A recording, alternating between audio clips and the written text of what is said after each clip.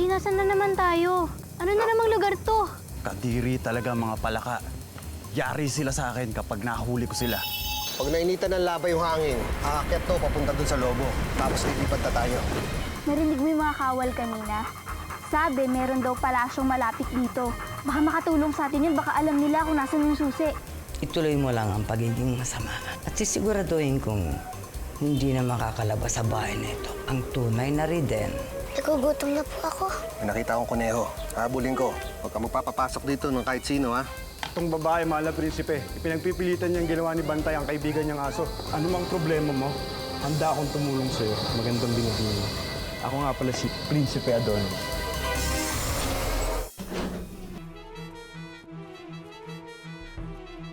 Nasaan kaya yung rabbit na yun?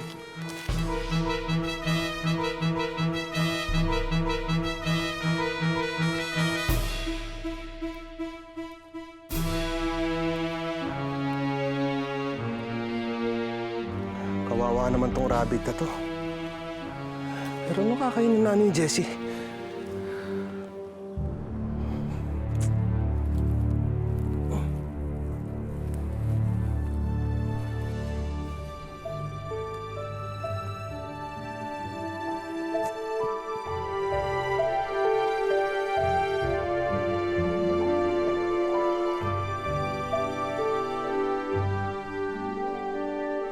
Nakita mo, Lucy?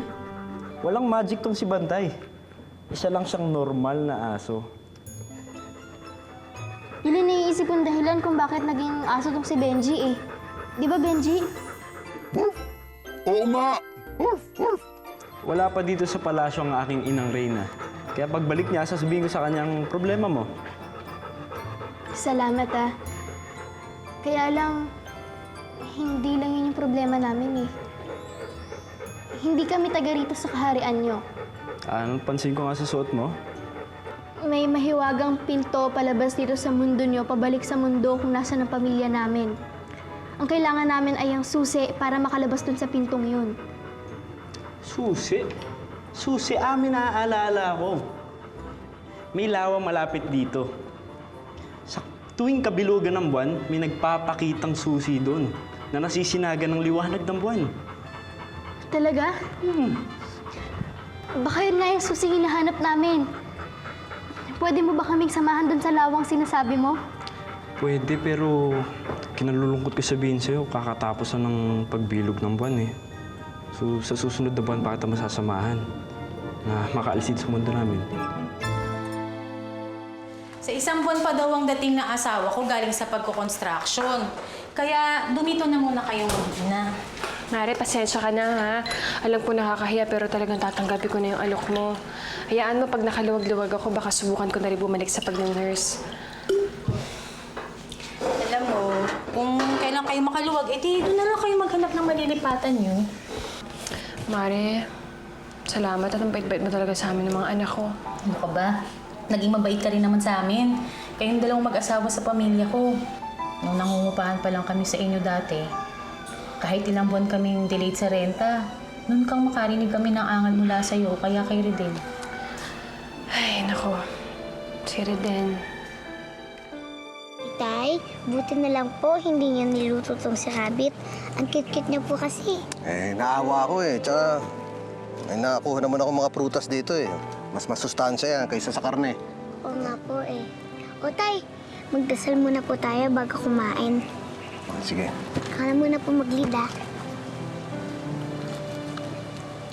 Lord, thank you po sa mga pagkain po na nasa harap po namin ngayon. At saka thank you rin po na hindi po napahamak si Itay sa pagkuha po ng pagkain namin. Marami pong salamat, Lord God, sa lahat-lahat. Amen. Ako muna. Kain tayo. Kuyo. Teka, Bakit? ang susi po ito ah. Ha? Susi nga. Ano? Ano nga, no?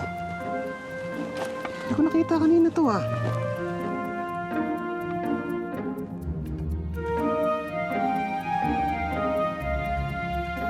Mr. Rabbit, alam mo ba kung nasa ng kalahating susi? Pwede po mo maituro sa amin? na po ni Mr. Rabbit kung nasan po ang kalahating susi. Sundan po natin siya. Hindi, ako na lang susunod. Maiwan ka na lang dito. Ha? O, ito, kumain ka muna.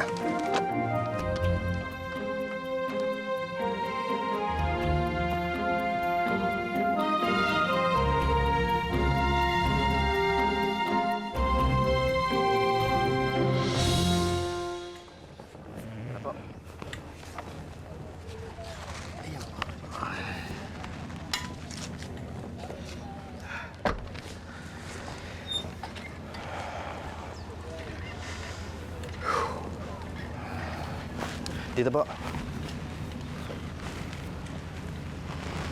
Sigurado ka bang dito ang bahay ng pamilya ni Reden? Opo, sigurado po ako. Ito po yung sabi ng mga kapitbahay nila eh. Tara po.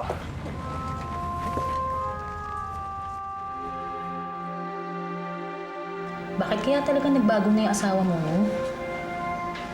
Alam mo, sayang.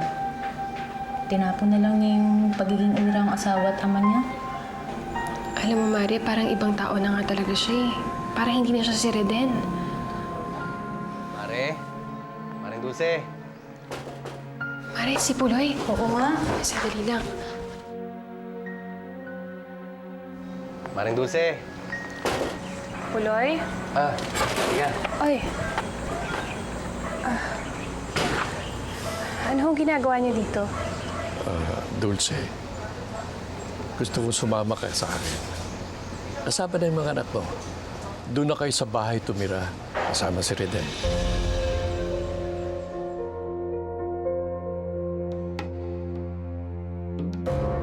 Sinabi ko sa'yo, si Wendy ang pakasalan mo. Si Dulce, mahal ko. Magpapakasal na kami at wala ka na magagawa. Anong wala? Aalisin kita sa mana ko. Sa inyo na mana nyo. Hindi ko kailangan ng pera mo. Tara, basta tayo. Hindi ho ba pinagtabuyan niyo kami ni Reden nung ako ho ang pinili niya? Nagbalik na ho ngayon sa inyo yung anak niyo. Siguro naman ho, nakuha niyo na ho yung mga gusto niyong mangyari. Nakikiusap ko sa'yo, Dulce. Oo nga naman, Mare. Pagkakataon na ito para maayos ang pamilya ni Pare. Ayaw mo bang mangyari yun?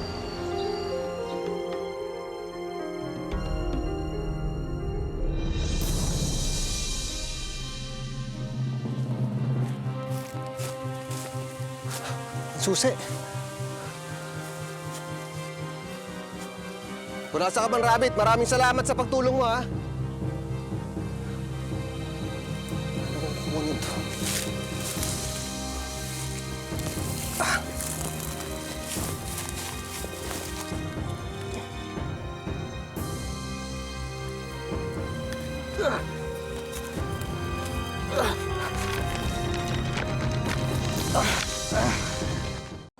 Matagal ko nang gustong makita ang anak ko. Natupad nga yun, pero hindi gaya ng inaasahan ko.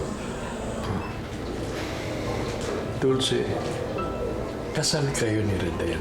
Dapat hindi kayo magkahiwalay ng tilahan. Ang anak niyo ho ang nakipaghiwalay sa akin. Nangyari na ho yung gusto niyo mangyari. Bakit ko pa ho ipipilit ang sarili ko at ang mga anak ko kay Reden, pati na rin ho sa inyo?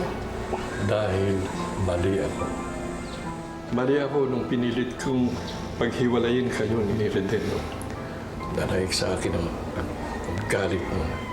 Nakalimutan ko tuloy kung gaano kahalaga ang pamilya. Mahal ko ang anak ko. At na-realize kong gagaan lamang ang pakiramdam ko. Magiging tunay na maligaya lang ako.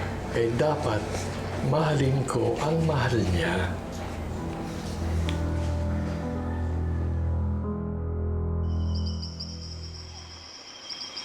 Nasaan na kaya si Itay? Sana okay lang siya. Malapit na kaming makaalis dito. Sana payagan na kami ng lumang bahay na makalabas.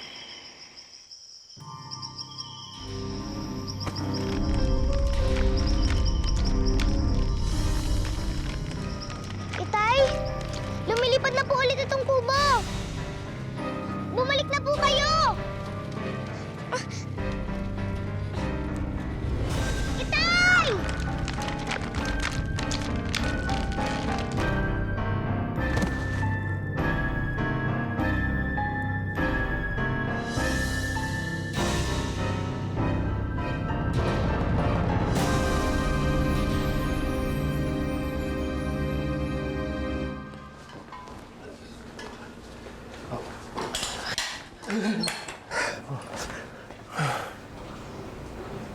Patawarin mo ako, Dulce. Sa mga naging pagkukulat ko sa iyo. Nung kinasal kayo ni Reden, dapat tinuring na kitang tunay na anak. Pero ni Katiting, hindi ko na ipakita sa iyo yun. Hayaan mong makapawi ako sa iyo. Hayaan mong mabuo ko, makatulong man lang ako sa pagbuo niyo ng pamilya niyo ulit. Inay?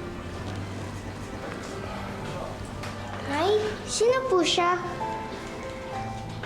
Mga anak, siya ang lolo Duharte niyo. Siya ang itay ng tatay niyo. Ha? Kayo ang mayaman kong lolo? Isama niyo na ako kay Itay. Ayoko dito. Ano, Mare? Ano nang desisyon mo?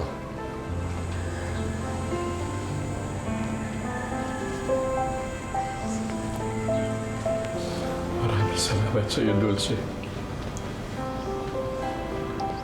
Nangako ako sa iyo, pag mula ngayon, hindi ko na tatalikuran ang pamilya.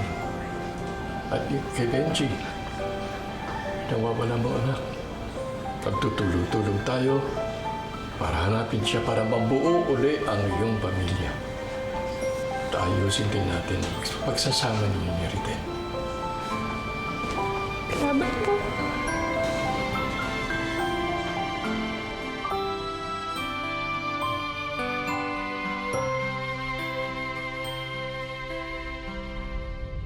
Tay, bilisan mo, Tay! Jessie, ito na susi! Tay! Tay! Jessie! Tay! Ex mo na lang kasi ako para maging tao na ako. Hello? Meron bang fairy tale na dog prince? Orf, wala.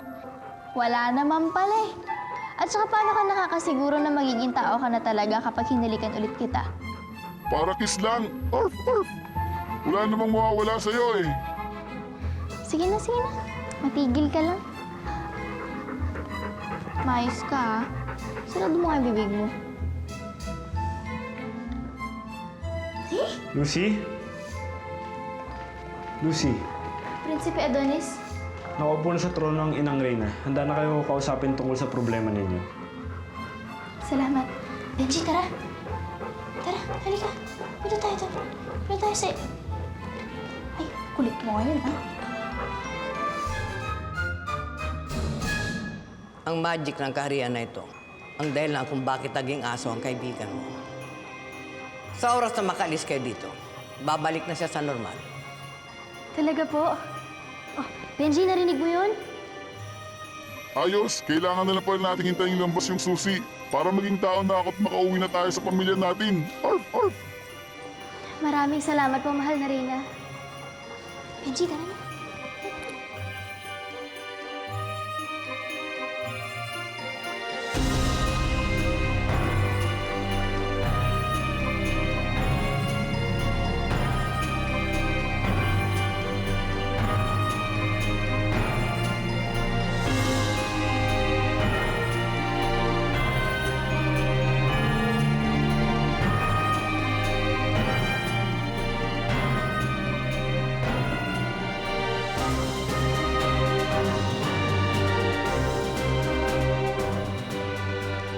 Mikay! Mikay! Mahal na Reyna. Nakaalis na ba sila? Opo, nakaalis na po sila.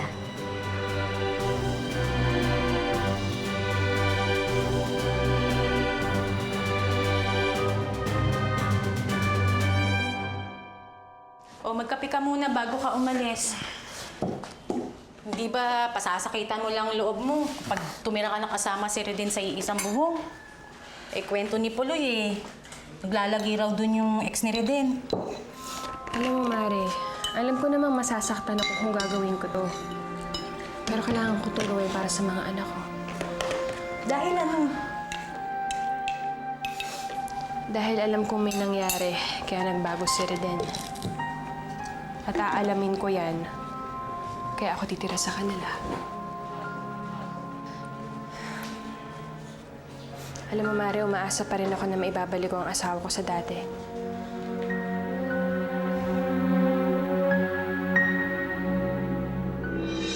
Pakiusap ko, Bo, bumaba ka na! Baka makuwi na kami ni Tay! Jessie! Di na makakalapit dyan! Salo! Tay! Tay, bakit niyo po binibigay po sa akin ito? Buksan mo yung pintuan! Mauna ka na! Pero Tay, hindi ko po kayo kayang iiwan. Jessie, makinig ka! Gagawin ko lahat para makawala dito! Mauna ka na! Tay, hindi ko po kayo kayang iiwan. Jessie, pag nakita kayo ni Dulce at mga kapatid mo, sabihin mo ko sa kanila mahal na mahal ko sila. Tay! Jessie, mag-ingat ka! Tay!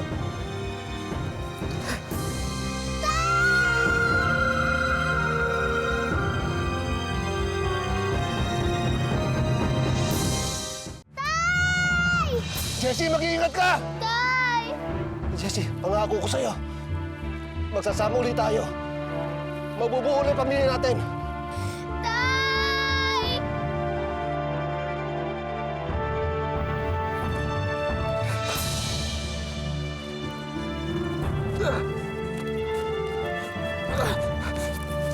Jessie!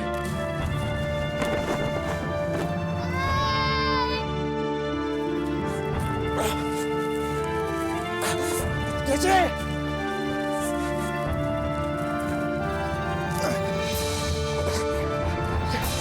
Jessie!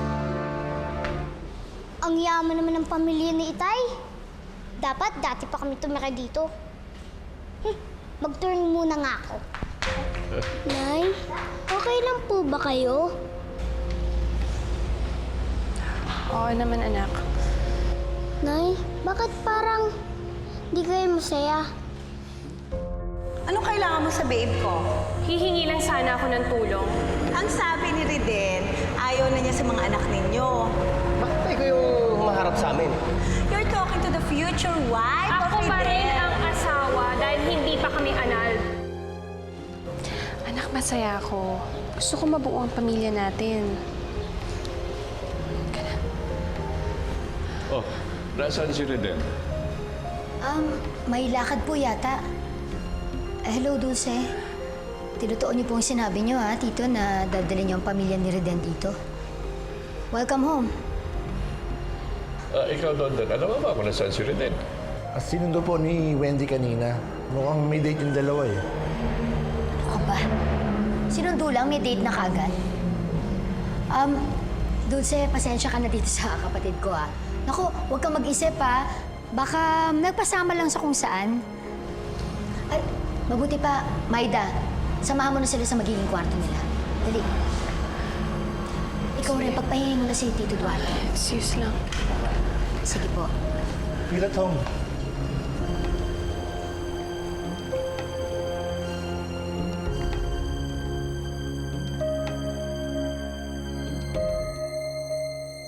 Sige, Goncilla. Pauwi na kami. Ang OA ng ngiti mo, ha? What's up? Dahil si Dulce at ang mga anak ko nasa bahay. Oh, that's bad news. Bakit masaya ka? Dahil siyak na gulo to. Tignan lang natin ang reaksyon nila pag palayasin ko sila. Dahil teritoryo ko yon. Bawal ang asungot doon. Ay, bet! Bet na bet, babe.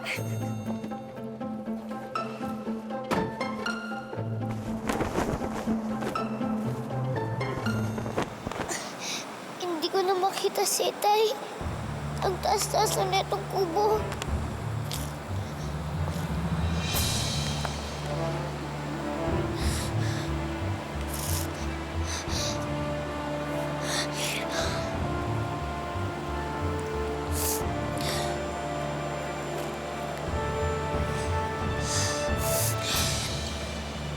Sana gumana.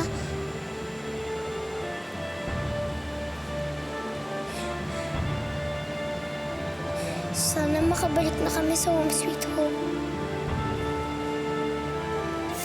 Itay.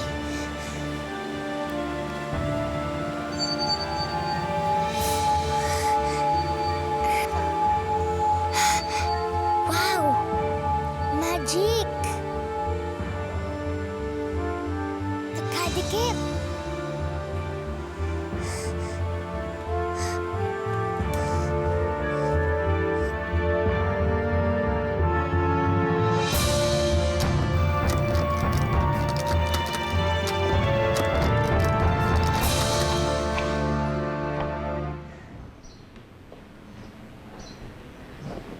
Nakabalik na ulit ako sa lubong bahay. Pero paano makakalabas si Itay kung sinara ko tong pinto?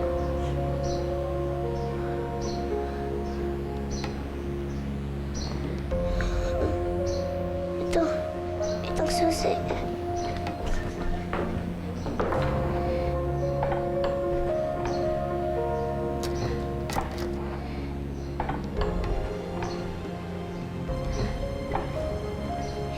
Tay, huwag po kayo mag-alala.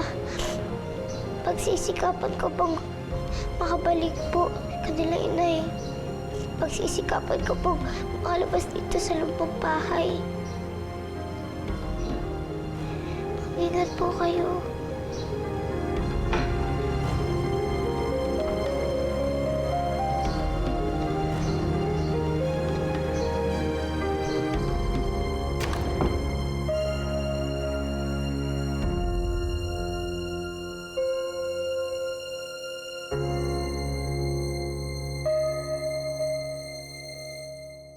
May naitakas na naman si Sidjo mula sa lumang bahay. Palibasa, sinto-sinto, kaya hindi ko mabasa ang utak ng matandang yan. Ano po kayong umiyak? Kasama na ulit natin si tatay. Nabubuo na ulit ang pamilya natin. Malay niyo po bukas. Si Kuya Benji naman ang dumating. Hindi niyo siya pwedeng saktan, kaibigan ko siya. Mabangis ang asong yan, Binibini. Unti-unti nang mamayani sa isip niya ang pagiging aso. Paano kung bago pa kami lumabas dito sa mundo niyo ay talagang maging aso na siya? Sigurado po kayo nandito po si Itay sa bahay na ito? Oo, sabi. Pati ang nanay mo at saka si Ivan. Ikaw? Itay! Ang totoong anak at ang huwad na ama, nagkaharapan na. Kailangan makagawa tayo ng paraan. Palabasin niyo ako dito! Parang may naririnig talaga akong boses ng bata. Tulungan niyo ako, Nay!